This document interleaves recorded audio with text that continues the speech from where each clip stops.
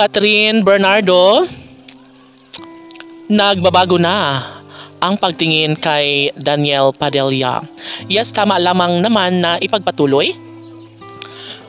Sa mga pagkakataong ito ay nais lamang naklaruhin ni Catherine Bernardo na talagang malaki na ang ipinagbabago sa kanilang pagmamahalan ni Daniel Padilla, no?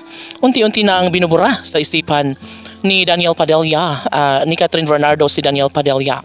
Bagay lamang umano na gawin ni Catherine Bernardo ang mas nakapagbibigay kaligayahan sa kanyang pagkatao. Kung talagang ayaw na niya kay Daniel, well, malaya siya umanong gawin ang lahat para magkaroon naman umano siya ng peace of mind, magkaroon ng kapatawaran sa kanyang puso at isipan, magkaroon siya ng habang buhay na kaligayahan kung nais niya talaga na pakawalan ang lalaking tunay na kanyang minahal noon at nagbibigay sama ng loob sa actress. Well, depensa ng taong bayan na kung sakali man na mawala na ng tuluyan sa buhay ni Catherine si Daniel ay deserve lang din naman na tigilan na ni Catherine Bernardo ang kanyang kahibangan sa pagmamahal kay Daniel Padilla, lalo na at may iba na itong mahal ngayon. So ano pa ang pinaglalaban ni Catherine Bernardo kung patuloy lamang siyang niloloko, patuloy lamang siyang sinasaktan ng lalaking kanyang pinakaminamahal.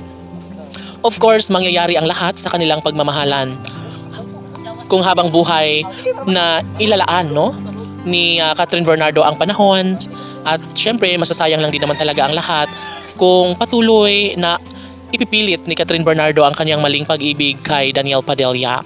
Syempre lahat ay mayroong positibong pananaw, lahat ay gusto na magkaroon ng kulay ang puso ni Catherine Bernardo dahil hindi lamang umano kay Daniel Padilla matatagpuan ang tunay na kaligayahan.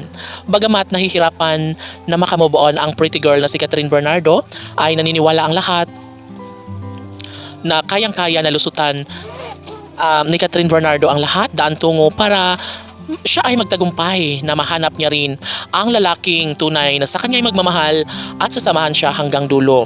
Tanong ng mga netizens, may pagkakataon pa kaya si Catherine Bernardo na baguhin ang takbo sa kanyang pag-ibig para kay Daniel Padilla? Well, sa pagkakataong ito ay nais lamang na magkaroon ng magandang kasagutan ang lahat na mahanap ni Catherine Bernardo ang tunay na magmamahal sa kanya sa habang buhay.